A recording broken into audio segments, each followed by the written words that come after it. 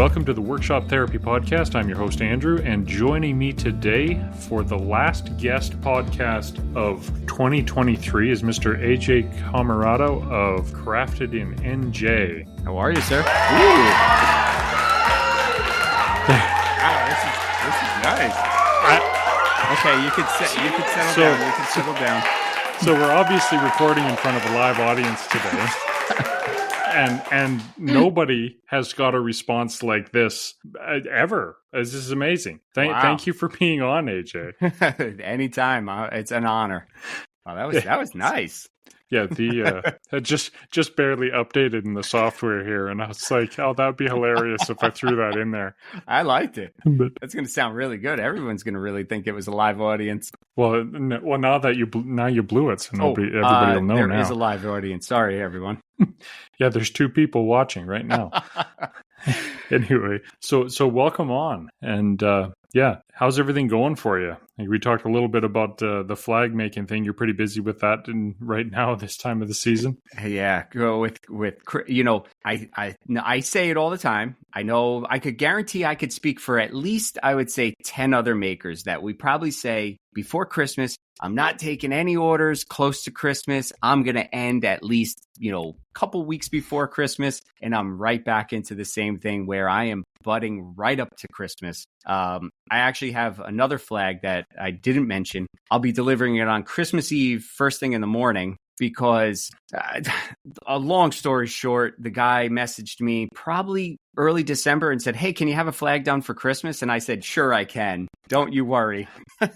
So he lives in Florida. He's coming up to New York for his son's graduation from the NYPD. And he's like, "Hey, I'm going to be in the city. So could you, meet me halfway and, bring the flag?" And I'm like, "Yeah, no problem. When do you need it?" And he's like, "Oh, I'll come on Christmas Eve." I'm like, "Oh man, I wanted my Christmas Eve to myself." So, but it'll be fine. My wife and I will make something out of it. We'll go down, drop it off, have some breakfast in the morning and whatnot.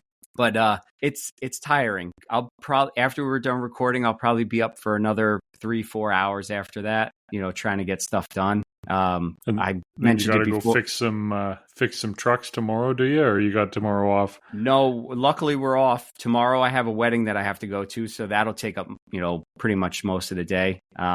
Then we're off also Monday, so that'll be good. I wish we had off a few more days, but I guess I got to take what I get. Well, kind of this post-COVID world, you could, if it comes to the wedding, you could just call up and go, yeah. Well, I'm sick. Well, perfect excuse. My wife and I were trying to juggle kind of like different excuses because, my wife is pregnant right now with our first child. Oh, and, congratulations. Thank you. I didn't know. Yeah. We're going to have a little girl and she's going to be due early April. So it's exciting. It's going to be a change. Let's put it that way. I can't wait. I always tell people that kids are the best mistake you'll ever make. They're so my son was due end of April, early May is when he was due, but he ended up being born at the end of March. He was born at 30 weeks. Okay. Yeah, so that was a terrifying experience, and I don't think I've ever recovered from the trauma, and my wife definitely hasn't. But then, man, I actually, when it comes to kids, I actually take credit for COVID. Mm-hmm. Because my son, he's born at 30 weeks, right? And so that's a bit of a personal crisis. And then my second child, she was born in the middle of evacuations from the forest fires in British Columbia. So she's born in a storage closet in the hospital that was half closed down. Jeez. And so that's like a provincial crisis. and then my third child, she's born in the middle of this COVID pandemic. And so if we have another kid, that's the end of the universe at this point. I ask is, can you let us know beforehand, just so we could be prepared? Well, yeah, we're not having any more kids. At least I'm not. I'm not aware of any that are coming anyway. But congratulations. That's exciting news. Yeah, thank you. Crafted in NJ is finally going to have some help in the shop, and I'll be able to put her to work as soon as she's born. Maybe I can have her starting to carve out flags or something like that, running the laser, maybe, who knows? Yeah, that's exactly what's going to happen to him. Yeah. I already told my wife, I said, I'm going to be hiring her immediately. Yep, that's you just need to get the like the little car seat thing and just set it on top of the laser or on top of the CNC and move it around to kind of rock her a little bit, and then she could. That's it. She'll probably come down here and fall asleep with the CNC going, for all I know. Yeah. Anyway, kids are fun. Yeah, it's going to be exciting. That's been parent talk, but yeah. So how many flags do you end up making anyway? Like you see you working on Instagram doing them, and it looks like you've got like a half a dozen going at all times. Is that about accurate? Or I would say so. I think the most I had going around, like the most orders I had at kind of one time was probably at least 15 or 18 flags. And the problem with me is I say yes to everything.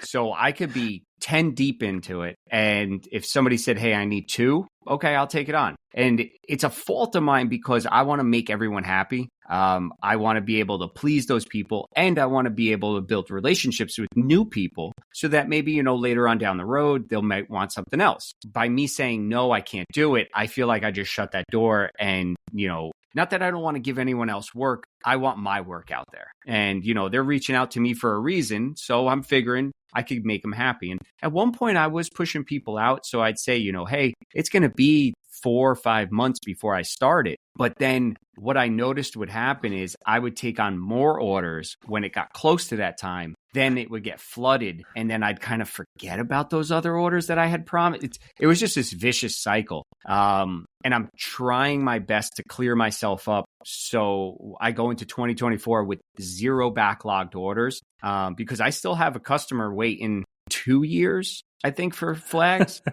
But he's actually a guy who bought my old pickup truck, and we've been in contact ever since. And he ordered 3 flags and 2 standalone patches, and he just recently ordered a set of cornhole boards. So I know he can't be that mad at me if he just placed another order. So or he just really, really wants him, and so he's like, fine, I'll buy him another thing to see if it'll speed him up. He actually just emailed me and just wished us all a happy Christmas and all this. And I'm like, oh my God, I still got to get your flags done. So, but he's the only good thing was, and I'm kind of happy because he's a really nice guy. And when he first ordered was when I was kind of fresh still in the learning process. I got my flags down pat now. I can carve them out in no time. I know exactly what I have to do, how I need to do it.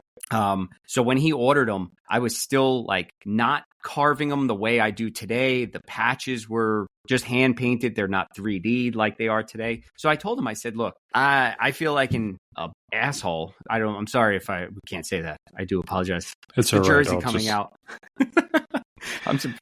I said, I feel like it's so bad that that I'm taking forever, on these flags. And I said, but the only good thing is you're going to get a superior flag or a superior product that you wouldn't have gotten 2 years back. And he completely agrees. And he's like, I love your work. Just take as much time as you need, but I want them like when you can, don't keep them going for another 10 years or something like that.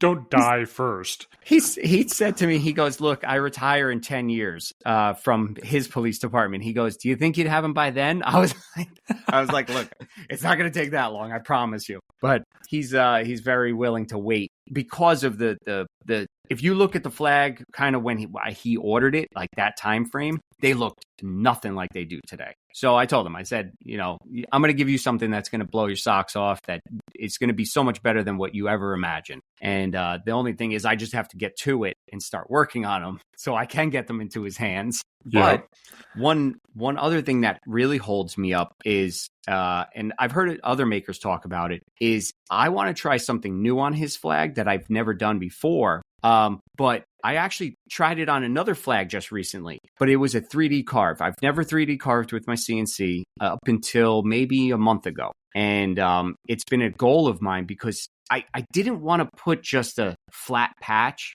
on the flag. I wanted it to have dimensions. So I said, okay, I need to learn 3D carving. I need to learn how to make the file, how to tweak it, this, that, the other thing. And I'd put it off and put it off and put it off. And it would just be this vicious cycle of me not doing it. So I noticed if something new comes my way that I don't know necessarily how to do, everything comes to a screeching halt. And then I procrastinate and drag my feet on it, it's not good because now, customers suffer. And I'm hoping, because I have a 3D patch that I did carve for another flag. So at least now I know the ins and outs of it. Okay, now I can start on his stuff. So at least now I'm one step forward. But before that, that was one of my biggest things. I wanted to do something that he wasn't expecting, but I didn't know how to do it. And that's what really held me back on that. Yeah, it's that kind of going back to our pre-show conversation there, how you notice like, oh no, this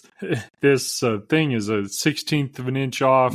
Oh, and it's if it visually looks fine, it's fine. Oh yeah. And that's where, as the person who's making it, you always see the, oh crap, I did this, and I know it's going to be there. But the person who sees it, who's buying it, the end user, 90% of the time, they're not even going to notice anything wrong with it. They're going to think it's perfect. And if they do notice that there's any sort of imperfection, they're going to go, oh well, it's handmade. Of course, there's going to be some sort of imperfection. Yeah, it's not like you gave them a bunch of nailed together 2x4s with paint and spray paint slopped all over, right? Like that's the thing. Yeah, exactly.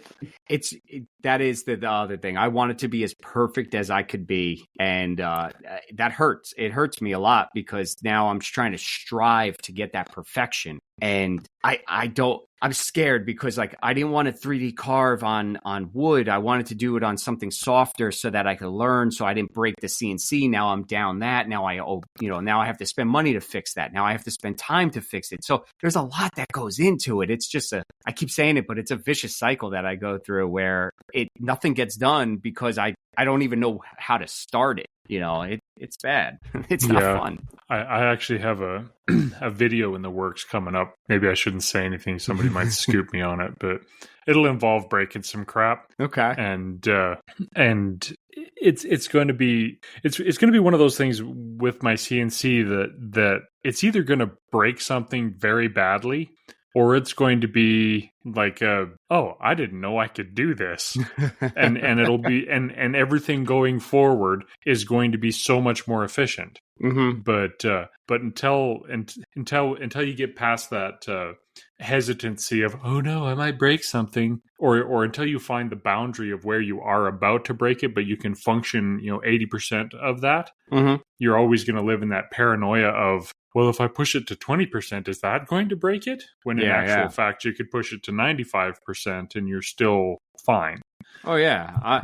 The CNC that I have, I watch videos of it and people are making this thing fly. And the first time I ever ran, I want to say like 30 millimeters a second or something like that, I thought I was breaking the sound barrier. I was like, oh, this thing's going to blow up. And, meanwhile, it's just going along, doing its thing. But to me, that was fast because when I first used the CNC, it was going really, really slow. And, but 30 millimeters a second to me was like mind blowing. Like, wow, this machine can do this. And then I see videos and they're like, oh, I'm running at 150 mil. And I'm like those numbers didn't even I couldn't comprehend them. And, the biggest, one of my biggest issues with trying, like you just said, push it until it breaks and then back off. Then, at least, okay, that's where my limit is. I'm always under the gun to get something done. So I can't experiment. So I have to kind of play it safe. Like, okay, I know it will work. I know I won't break anything. So let me just stick with this right now. And I never have that experimental stage because literally everything is like a rush to get it done because that's when I function the best. I'll work until the day it's due. And that's the best time I work. I'll procrastinate on something for weeks and it's due the next week. And I'll get it done in that whole week. Meanwhile, normally it would take me a month to do. I could get it done in probably 3 days because I'll be so hyper focused on it. Yeah, but that's the thing is that's the eternal struggle that we all deal with. I think is you're always on the schedule and you don't want to put anything behind, but so you don't experiment because this is going to work. Yeah. But if you do a little bit of an experiment and say you break something and it puts you back a day, but because of that day you are now 25% more efficient overall, that little bit of lost time is actually going to pay off dividends way into the future because suddenly you're gaining, like I push my CNC. I usually cut it when I'm cutting plywood or cutting, plywood and stuff for things. I run it at 220 inches per minute, I think. So it's going pretty quick. Oh, yeah. And the reason I do that is because I mistyped in the computer, like the second day that I was using it, and it, like the first day I was using it, like it was the first week, right? I'm like, same as you, creeping along, and then I mistyped it. I put a 0 in at the end or something, and I didn't notice. And all of a sudden, the thing just like does a full depth of plunge and just goes across the. And I was like, "Oh crap! I'm going to break something," and it worked, and it was a beautiful cut. And I was like, "Screw this! This is what I'm going to do all the time." Wow! But what type of CNC do you have? It's a company called Millwright. It's their version of, it's called the Mega V XL. So it's a 35 by 35 cut area. Actually, I lie. The machine itself is 35 by 35. Cut area is about 32 by 32. It's a rack and pinion. So no belts, no ball screws. It's good. I got it when it was on Kickstarter. So Millwright is a company that's been around forever, but they made like more desktop CNCs, and then they went into like the larger platform, and they put it out on Kickstarter, got their name back out there, and it's a great machine. I have almost no issues with it. Little tweaks here and there. I raised it up a little bit so I got more Z height. But other than that, it's been flawless. I knock on wood, I really haven't had any issues with it. I do want to push it a little faster.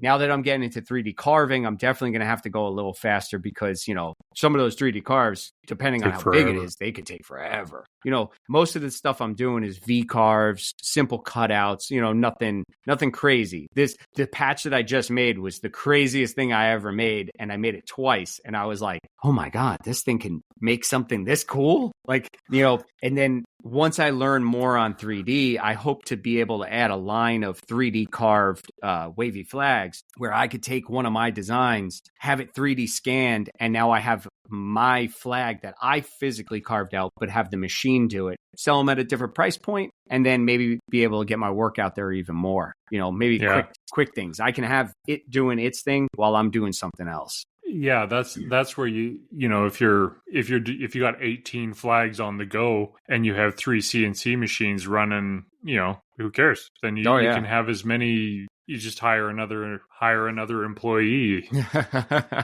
So I know you've talked about having ADD in the past, and we talked a little bit about it in the pre-show there. For me, I don't have ADD because I never get distracted by anything. But for me, I don't like production work, right? Mm-hmm. Like when it comes to like batching out crap, especially stuff that I know how to do, I start off, oh yay, I'm getting paid, and then near the end of it, I was like, I'm never doing this again. Yep.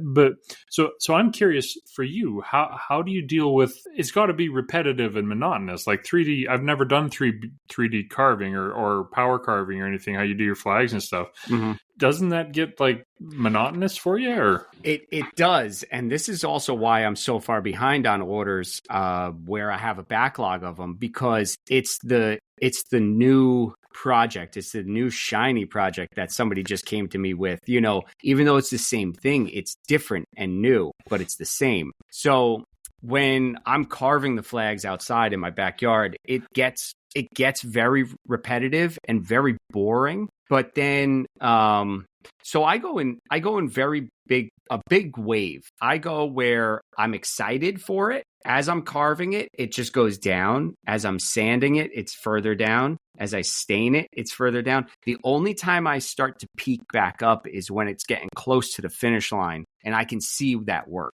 I struggle hardcore trying to get through these because they are the same thing over and over and over again. And another thing that I struggle with in that same regards is I'm trying to run a little hobbyist business through Instagram. So I'm trying to post up my work to showcase what I'm doing on a daily basis, or, you know, what new flags are being made. Now, they are different in every single way. Like, you know, the waves are different, the logos are different and whatnot. So I have an issue of being repetitive that I don't want to bore my audience as well. So like I'm doing all these carves, and now I'm like, oh, no one wants to see this stuff. So then I get discouraged. Like now it's the same thing over and over, and then I kind of put it off, and I work on something else that I don't need to work on. I don't need to work on this project, but I need to right now because now that breaks the monotony. So kind of to not get so far off topic, but to get back to it, I have a hard time trying to stay motivated because they are so monotonous. I was talking to Keith from Blackthorn Concepts the other day about like I have no motivation, like none. I get home from work, and because it's the same thing that I do all the time, like most of the time I'm carving on weekends.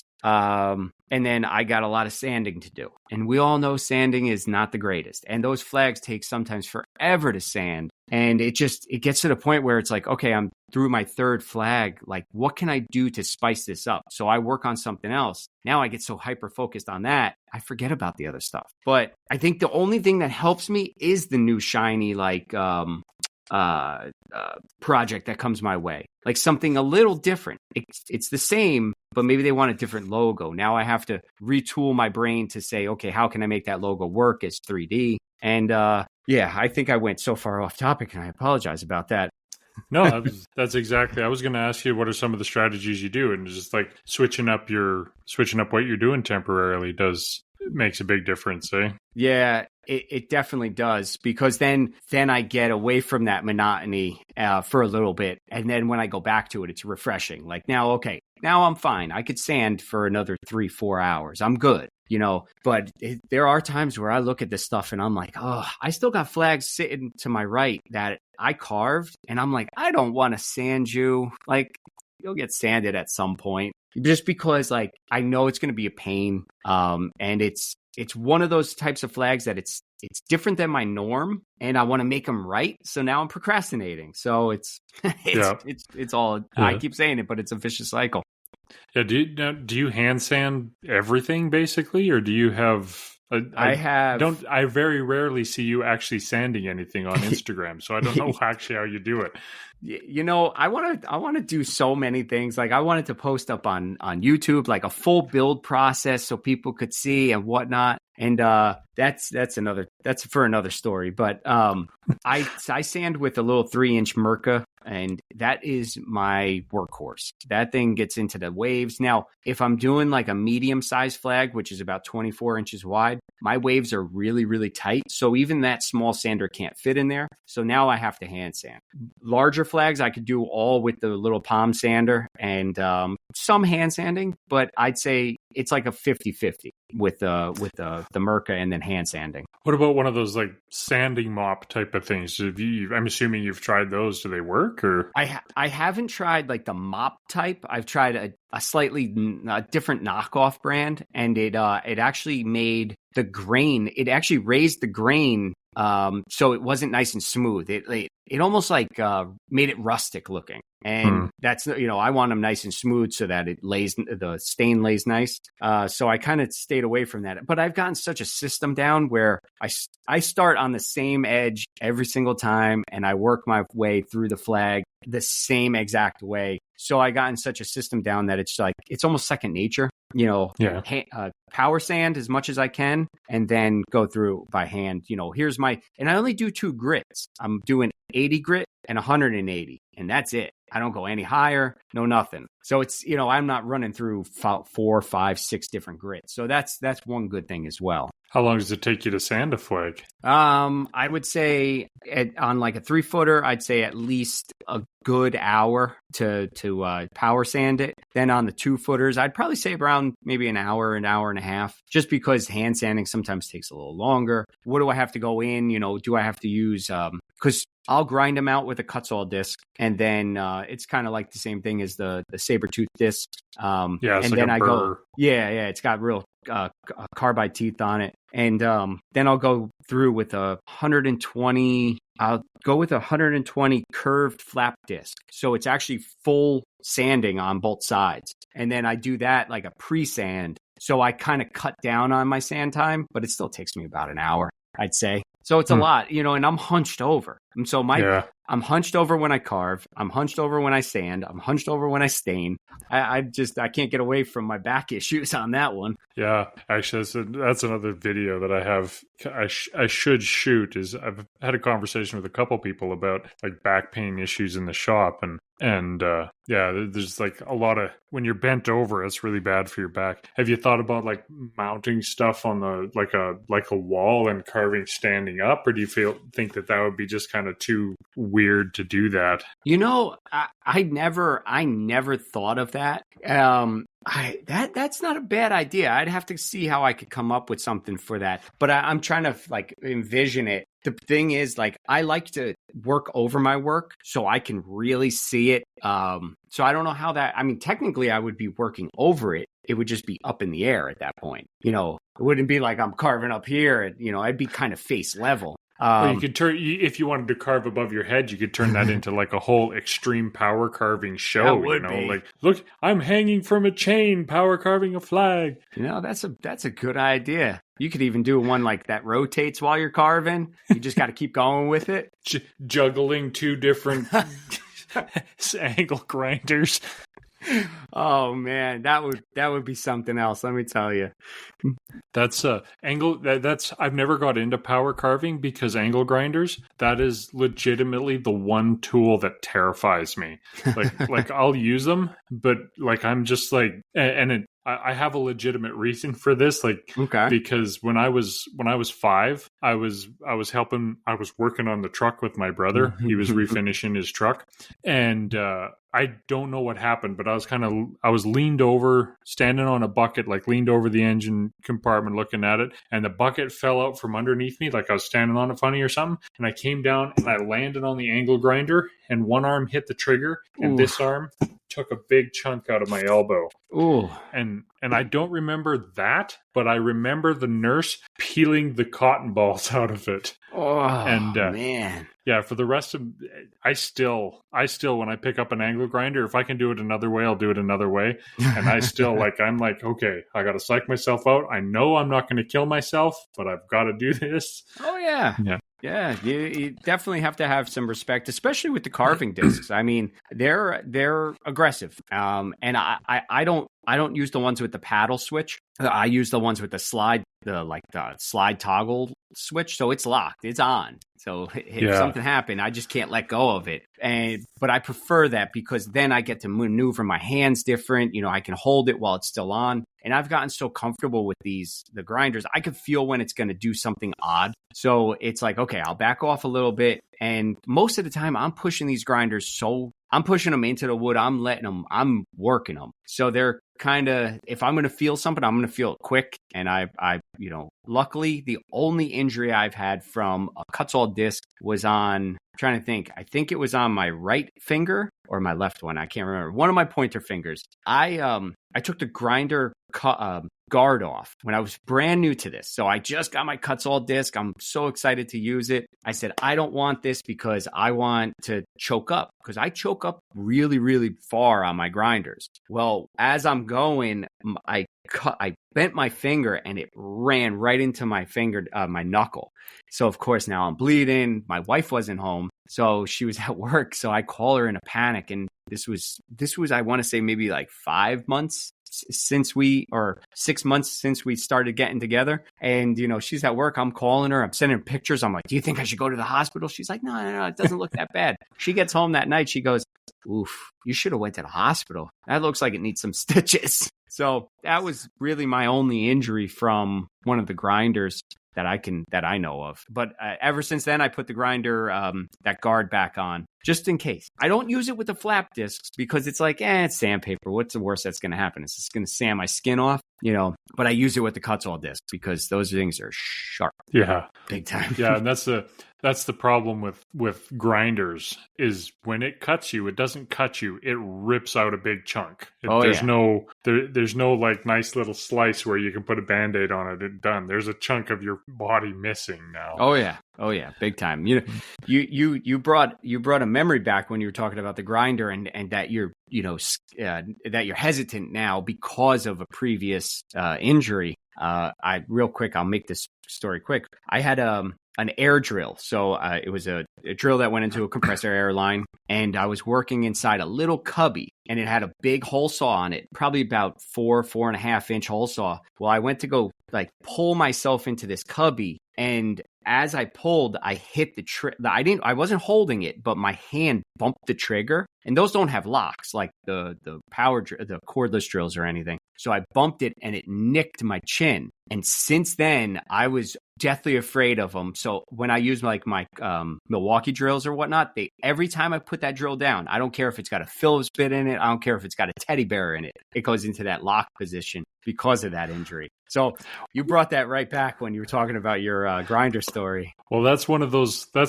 things. You get a nick in that area, you get the nick in the wrong spot, and you're done for. That's I was shocked. It literally just nicked the edge of my chin, but it was scary enough. Let me tell you that. Oh, well.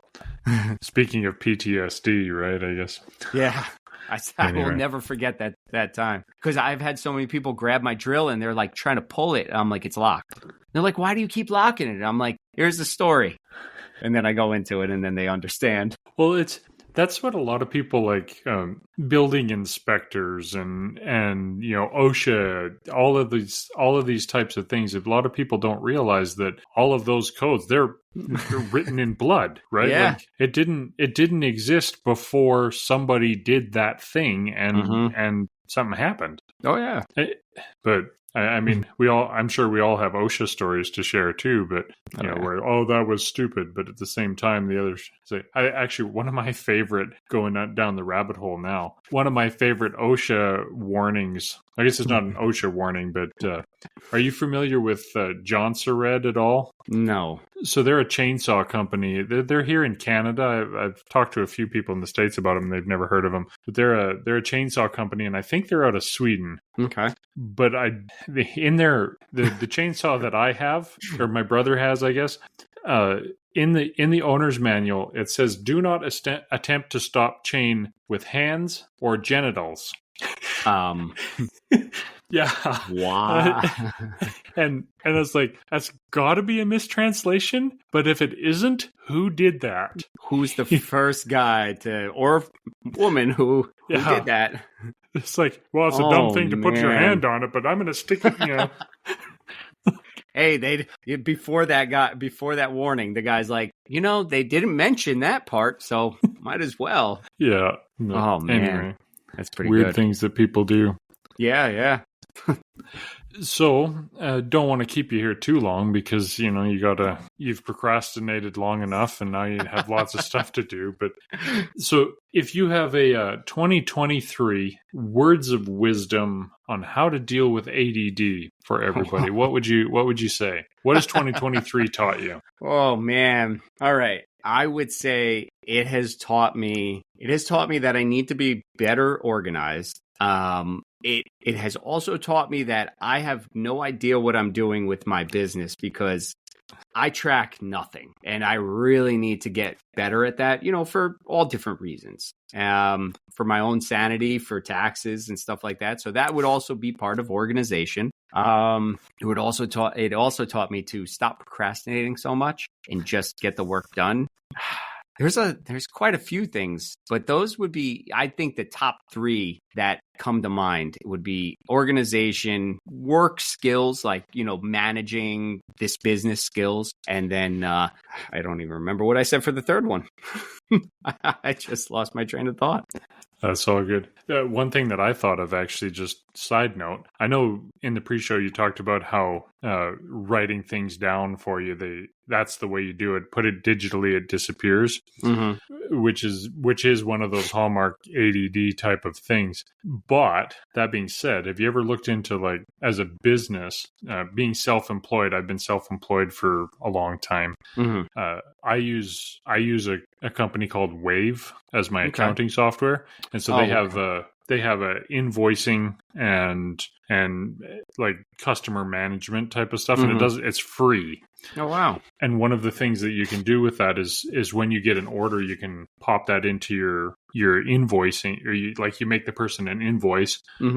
and then then you have a list of things, when they're due and who and you could put it into your business, your bank account. If you have a separate bank account for your business, it'll download transactions to it and track who's paid and who hasn't without you having to actually physically remember that.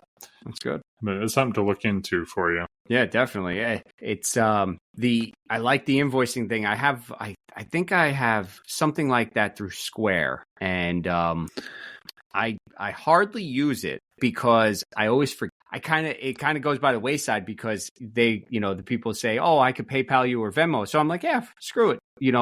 Is that good for a business aspect? Not really, because I could still track it. The invoicing would be great because then I could send them a physical piece of paper. They could see it broken down. But I just get kind of lazy with it. So I just say, yeah, Venmo, that's fine. And then the other part of it was, you were saying, you can do completion dates or, promise dates or anything like that. One other issue is when that new shiny project comes in, I want to start it now. So like my completion date kind of changes. My start dates always change because it's like sometimes like I just got an order today for a flag. I'm going to start it this weekend, even though the lady said I don't need it for a while. I'm going outside to carve. I might as well carve it now because, hey, I'm doing it. So let me batch it out. So now then that all gets screwed up and I'll probably be doing that one first instead of others. Well, as long as nobody is listening that has ordered a flag from you, then although I seem to recall that Keith has ordered a flag from you. Has he got it yet? He got it this year at Maker Camp. Yeah, okay, so he won't be complaining. Then it doesn't matter. Yeah, you can say whatever you want here. But anyway, we should wrap it up so you can go do some carving or sanding or whatever you're going to end up doing right now. Yeah, I got patches to make. I got a ton of patches. Yeah. So where can everybody find you on the internet? So you just on Instagram or are you on TikTok as well? And yep, on pretty much everything: Instagram, TikTok, Facebook, all at Crafted in NJ. And then they could also find me. I'm trying to think if there was anywhere else. No, just Instagram, Facebook, and TikTok. TikTok, I'm on it, but like I don't post as much as I want to. I'm not TikTok famous, so I don't have 100,000 followers or anything yet. Yeah. Not like me. I'm, yeah.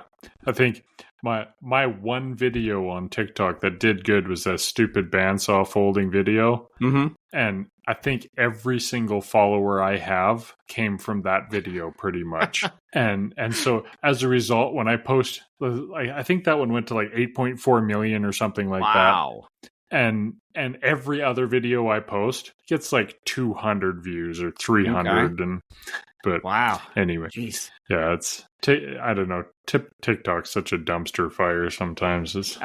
Sometimes, you mean all the time? Well, it goes in cycles for me. Sometimes, like I'll be scrolling through it and it'll be, oh, this is interesting. This is interesting. Mm-hmm. And then other times it's like, where the crap does this come from? Like, yeah. I don't. Anyway, so they can find you at Crafted in NJ, and next year you're going to start a YouTube channel where you have a full build process, and we'll all be even more amazed, and or one more thing for ADD to procrastinate on. So that's never going to happen either.